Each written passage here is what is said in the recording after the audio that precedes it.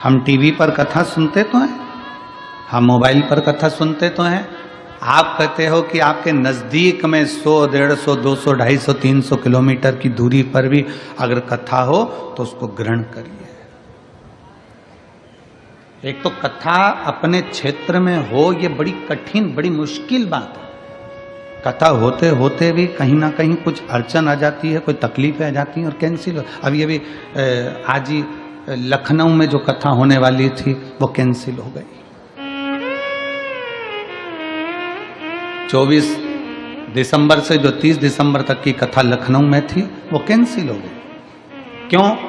क्योंकि जहां कथा होना थी वो प्रांगण लगभग 7-8 एकड़ का था। अब जब ये सिरपुर की कथा 60 एकड़ के प्रांगण में लगभग 100 बीघा जमीन में हो रही है, तो फिर व्यवस्था भी कैसी चाहिए।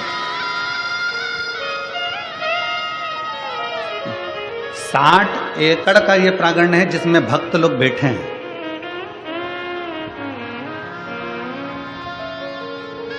सौ बीघा जमीन के अंदर अंदर ये पूरी व्यवस्था करी गई।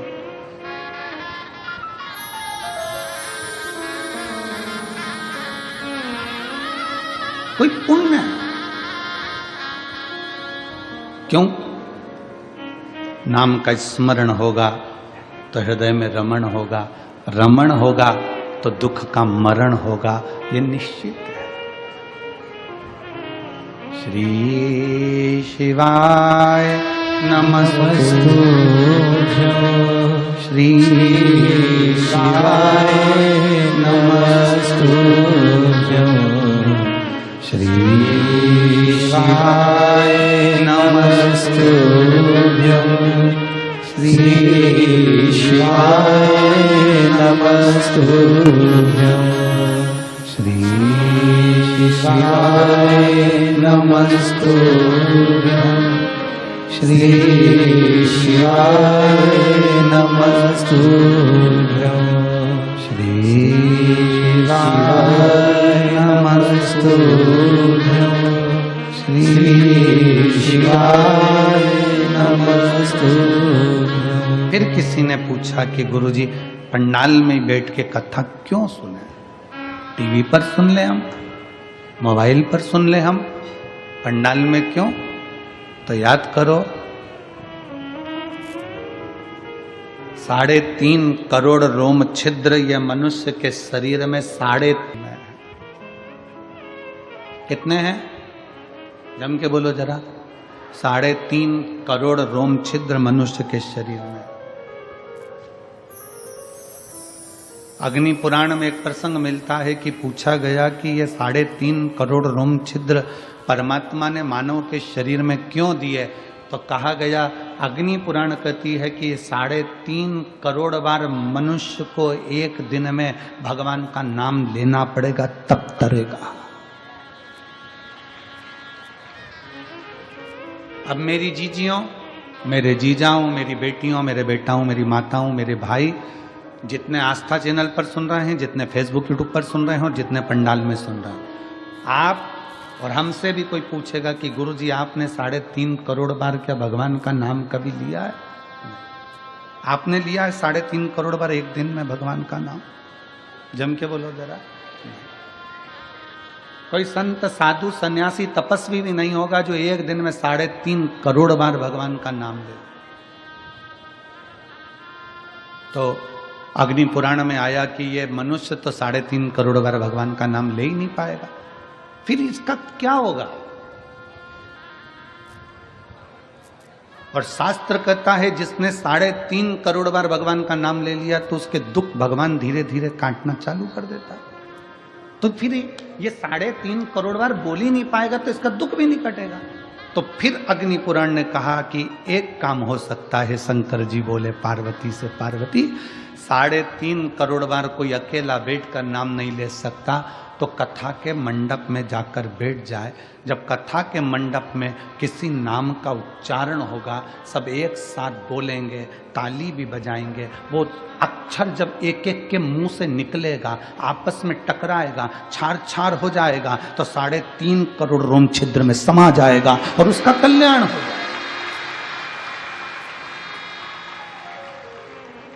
अब लोग कहते हैं महाराज जी, लोग पंडाल में कथा सुनने के लिए आते हैं तो इनका दुख क्यों कट जाता? कैसे कट जाता? इनका दुख कटता कैसे है? उसका केवल एक कारण है कि आपके मुख से श्री शिवाय नमस्तु,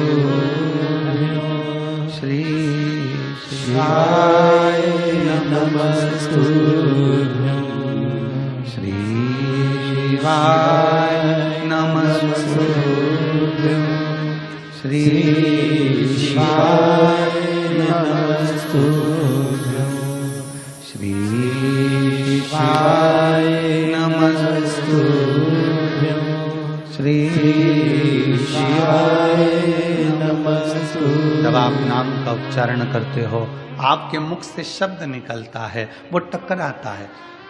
अभी इसका कोई प्रमाण है कि शब्द टकराता है? उसका प्रमाण है गीता जी का उपदेश,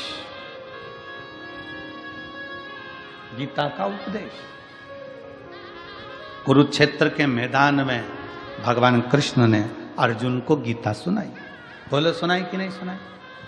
अर्जुन को जो कुरुक्षेत्र के मैदान में गीता सुनाई, वो गीता का ज्ञान जो भगवान कृष्ण ने अर्जुन को दिया, अर्जुन को बोले भगवान कृष्ण गीता, उस गीता का उपदेश जब भगवान कृष्ण ने दिया, तो वो गीता बोलने पर भगवान के मुख से जो शब्द निकले, वो शब्द आज भी कुरुक्षेत्र की भूमि पर घूम रहे हैं। इसलिए वहाँ पर बड़े बड़े रिसर्च सेंटर लगाए गए कि भगवान ने जो ध्वनि में बोला था, वो ध्वनि पकड़ना है और उन अक्षरों को पकड़ना है। उसी अक्षरों को पकड़कर हमारे वेद और शास्त्र ये गीता का ज्ञान देते।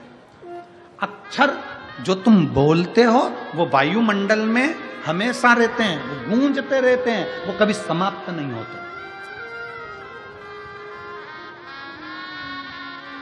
हमारे द्वारा आपके द्वारा बोले गए अक्षर, हमारे द्वारा आपके द्वारा बोले गए शब्द कभी समाप्त नहीं होते, वो घूम के हमारे पास आते हैं। आप किसी को बंद कमरे में एक ताला लगाओ, एक कमरा बंद करो, 2 कमरा बंद करो, 3 कमरा बंद करो, 4 कमरे बंद करके अकेले कमरे के अंदर आप किसी की निंदा कर देखो, जिसकी निंदा करिए उस तक वो बात पहुंच ही जाती है। अब लोग कहेंगे हमने तो अकेले में की थी, ये बात उसके तक पहुंच कैसे गई? क्योंकि हमारे शरीर की वाइब्रेशन, हमारे शरीर की तरंगे हमारी बात को ले जाकर वहां तक छोड़ देती है जिसके लिए हमने कहा है।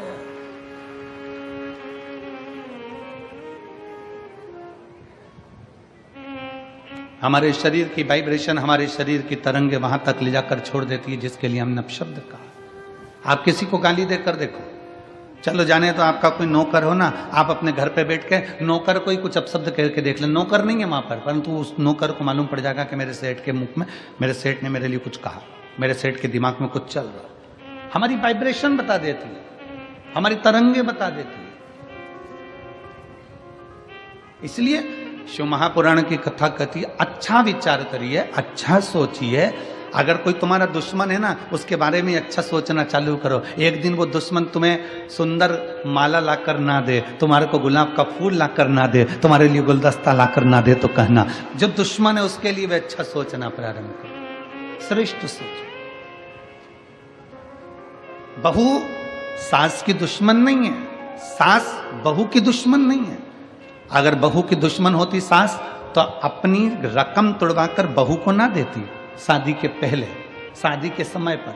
अगर सास तुम्हारी दुश्मन होती तो 1-2 लाख रुपए शादी में खर्च नहीं करती, 5-5, 10-10 हजार की साड़ियां, लहंगा तुमको नहीं दिलाती अगर तुम्हारी दुश्मन होती तो। और बहू अगर तुम्हारी दुश्मन होती तो वो अपना घर छोड़कर तुम्हारे घर में नहीं आती तुम्हारी गुलामी करने के लिए। ना सास बहू की दुश्मन है, ना बहू सास की दुश्मन है। ये दोनों रहते रहते एक दूसरे से बोलते नहीं, अपशब्द नहीं बोलते, पर अंदर ना जाने कैसे कैसी अंटी पालते रहते हैं, अंदर की वाइब्रेशन ऐसी कर लेते हैं। मम्मी ने ऐसा कर लिया, पापा ने ऐसा कर लिया, अंदर से सोच रहे हैं, तो वो वाइब्रेशन तुम्हारी सास तक पहुंचती है, सास की वाइब्रेशन बहू तक पहुंचती है, और दोनों का मनमुटाव आपस में चालू हो जाता है। और एक दिन ये होता है कि घर में अलग अलग हो जाते हैं। ये हमारे शरीर की वाइब्रेशन, ये हमारे शरीर का विचार है, ये हमारी दृष्टि। आप अच्छा सोचो ना। एक स्त्री, एक पत्नी रोज पति पर शंका करती है, रोज प्रतिदिन शंका करेगी, मन में शंका भरा गई है तो शंका करती रहेगी, शंका करती रहेगी, शंका करती रहेगी, शंका करती रहेगी। आखिर में पति को मालूम पड़ जाएगा कि ये शंका कर रही है, पति शंका करेगा तो मालूम पड़ जाएगा कि पत्नी शंका कर रही है। ये हमारी वाइब्रेशन है हमारे शरीर की जो वहां तक पहुंचा दी। ये हमारे शरीर की वाइब्रेशन है जो वहां तक पहुंच रही है। शिव पुराण कहती है अच्छा सोचिए, जब हम भगवान का नाम जाप करते हैं तो वो मंत्र टूटता है,